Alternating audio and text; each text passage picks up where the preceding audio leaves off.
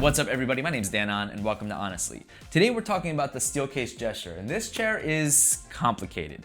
So when I tested this chair, I really did not like it. But on my other channel, The Blind Guys, we blind tested 13 different chairs, totally blind, to remove brand bias, price bias, and all that jazz. And I won't spoil that video, which you guys can check out here. Make sure you guys like and subscribe to that channel too, I'd really appreciate it. But I won't spoil it, but at the end of that video, I really had to rethink my thoughts on the gesture. So I retested it, sitting in it for a few days, and I realized like, no, for me personally, this chair is still not for me, but maybe, just maybe, I'm not in the target audience or the target demographic for this chair, and I'll talk more about that as we get into the video.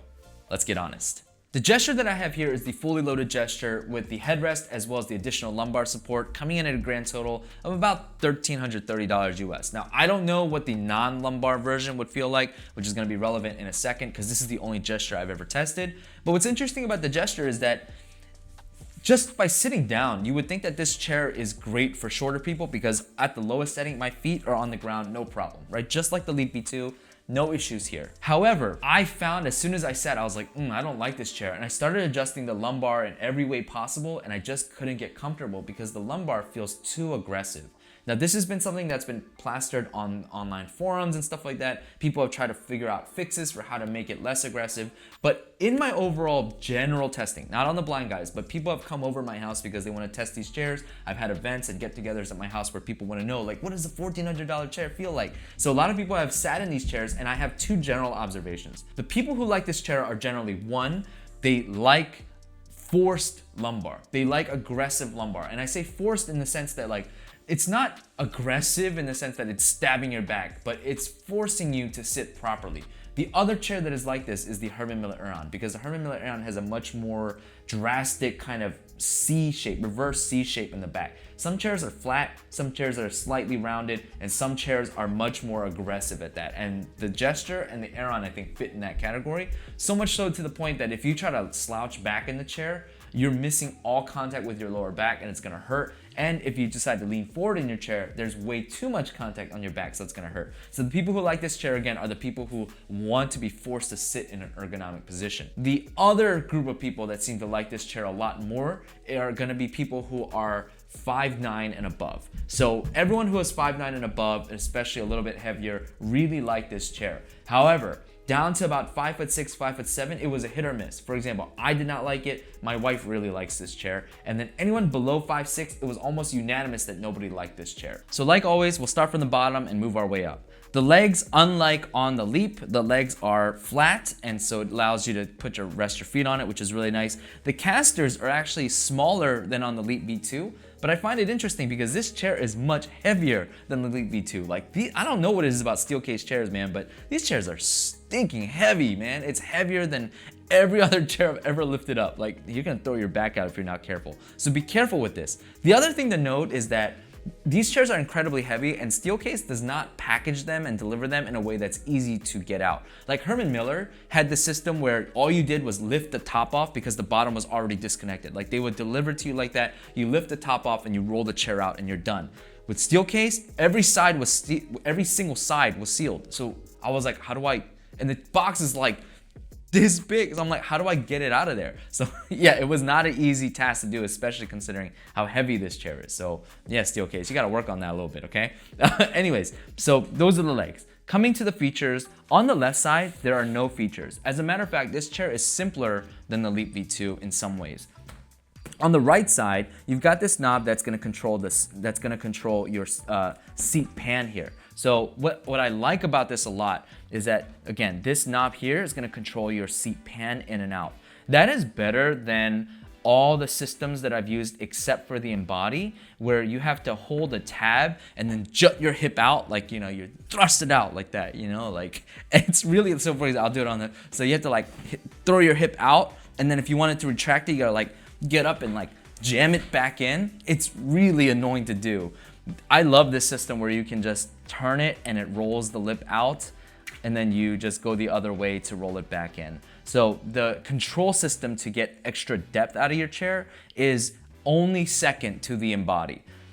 The other thing that this does is that the seat depth does so well is that even when it's out at its maximum distance, which by the way, it can go out pretty far to accommodate, again, like I said, taller folks, is that when you're far back in this chair, you do not feel any kind of gap. The only reason why this is second to the Embody system is because the Embody's back doesn't move at all. The way you do it is it's a reverse tongue where you pull out the front as opposed to sliding the whole chair front. But the gesture does it really well in that even though you see a physical gap here, when you sit all the way back, you don't feel a gap at all. So this seat is actually pretty long. It's just tucked in if you are someone who's shorter or someone who doesn't like the front to be that far out. So really good system there.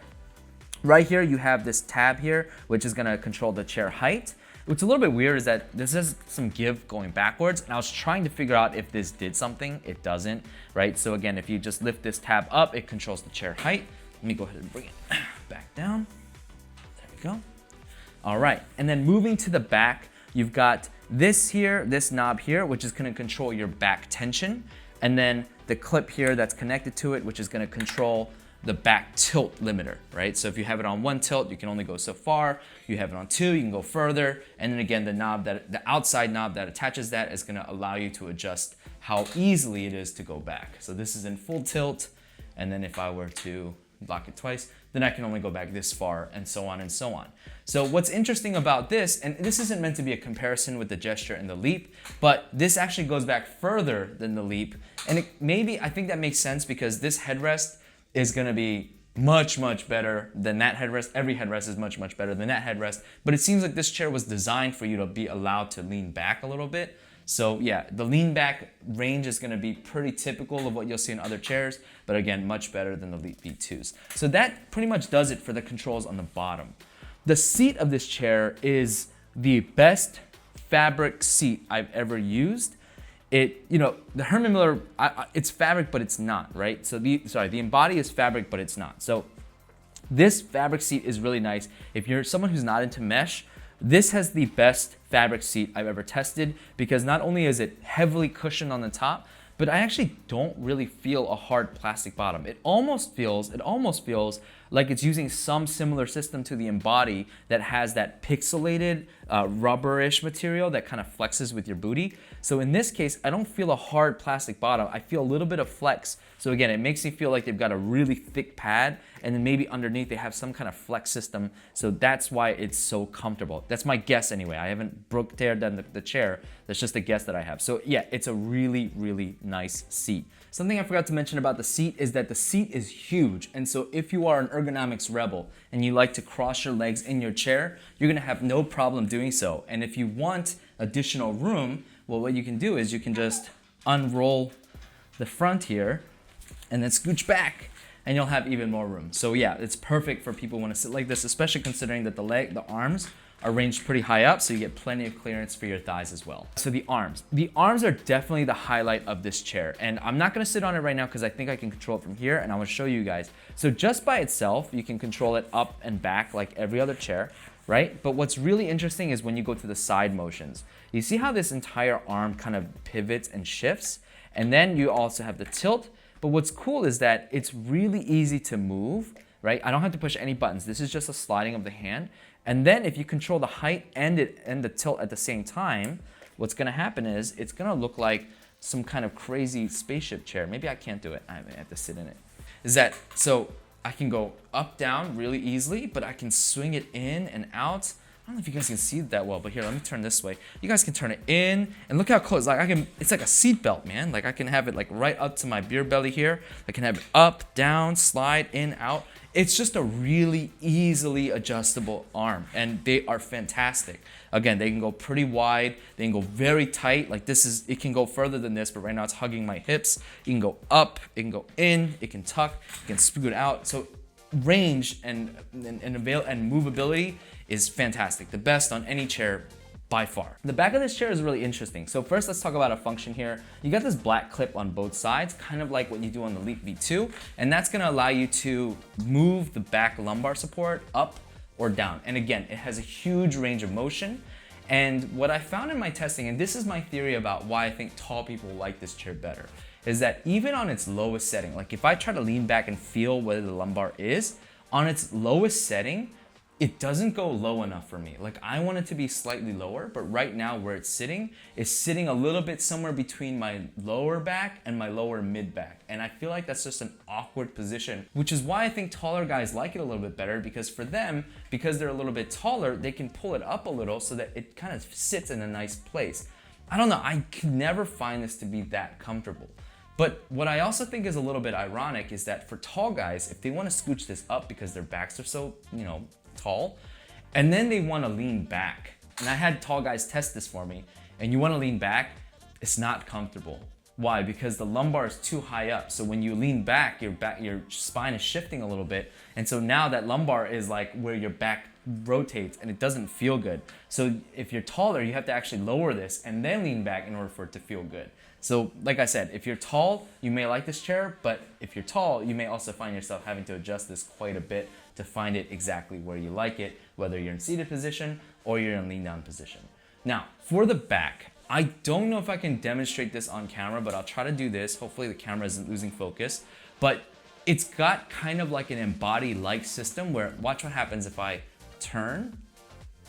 I don't know if you guys can see that on the camera, but the back kind of turns with you, but this is where I meant that it's a lesser embody, is that the embody has a pixelated structure where it's like when you bend, it bends with your back, whereas this chair, it just kind of wobbles from left to right. It's not cheap, but it's also not amazing, right? It feels like it's a rocker as opposed to it flexing with you.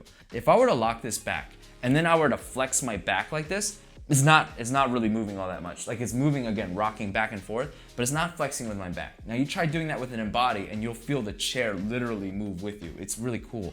So yeah, I know it's there, but I don't particularly love the feel of it. So that's me personally. And the fabric here, again, it's really dense, it's really thick, and so you might get warm in it pretty quickly if you're someone who's like me and you get warm pretty fast, and yeah. But otherwise, it feels really good, it's pretty comfortable. The headrest. Okay, so this is the best headrest that comes stock on a chair that I've tested so far, right? It's not amazing for short people, which I'll get to in a minute, but in terms of controls, maneuverability, and ease of control, it is the best stock headrest, and it is the only headrest that it cannot beat is the Atlas headrest, because the Atlas headrest for the Aeron and soon to be Embody is it's leagues above this, but it's still better than everything else. The reason why is a couple reasons. One, like I said, it's easy to control relatively. It's not so loose that it's gonna, freak out if you're trying to do other things, but it's relatively easy to control. But also the range of motion is huge. So not only can you go tilt forward and tilt the whole thing forward, right? So you get both of those for some reason if you wanted to sit like this, but then you can also lean it back and swivel it back. And so you just get this huge range of motion here. But this is the best part, is if you're like me, when you're sitting up, you don't want the headrest on you because you don't want your neck muscles to atrophy or you just don't find it comfortable. Here's what you can do. You can actually pull the thing up, rotate the headrest backwards, and sit it like this so that your head your hair might touch this just a little bit, but basically the headrest is out of the way unless you're leaning back. If you lean back, you're gonna hurt your head. It's gonna hurt, right? But I like that you can move it out of the way. Now, why is this not great for short people? Like, why is this headrest not great for short people? Well, the reason why is because if you're tall, you can kind of pull this headrest back a little bit, but if you're short, look how you don't have any other choice but it to be like at the very minimum, it's like this. And when you sit in the chair, and I don't know if you guys noticed, but I was seated up in the chair a little bit. But if I sit in this chair and I sit up, look where, and I gotta lock the chair, I guess. Look where the headrest is. It's pushing on my neck, right? And if I wanna lean back, I feel like I'm super duper triple chinning here, right? Like I can't get into a position where I feel like I'm comfortable because twofold. One is because the nature of the headrest has to come in front of the chair, it's obviously gonna be further up than if it were to be flat along the chair, right? So that's part of the reason why I feel like my head is being pushed up. And secondly, the curve here is not that aggressive, meaning it's not like curve and get out of the way. It's like slowly curving up, which means up here, it's hitting the top of my cranium, which pushes, again, my whole head down and forward, and I don't like it. For shorter people who are trying to use it like this, I don't love it, which is why all the more I appreciate the ability that I can take to get it out of the way and I can sit without a headrest, right? This is my normal sitting position. This is where I would normally be, and you can see that if I tried putting the headrest there, it's gonna inevitably push my head more forward than I like it to be. Of course, you guys know that the Steelcase warranty is only beaten by Herman Miller. It's got a 12-year warranty, and I've heard from people who've used the warranty that they've had a really good experience. So for $1,300 US, would I recommend the Gesture? Well, again, if you fit in those two categories, this chair might be for you.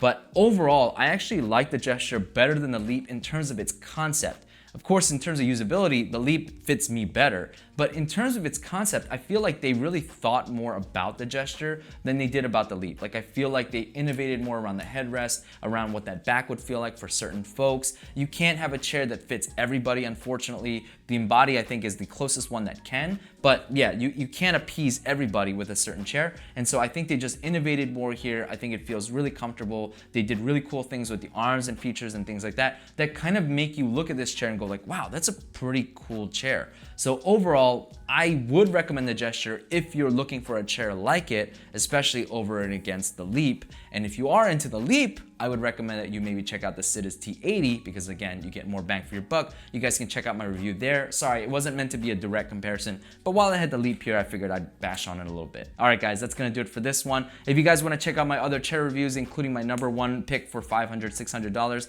as well as my used Herman Miller Aeron buying guide, you guys can check it out in these boxes that are gonna show up here. Until next time, guys, stay safe, and as always, stay honest.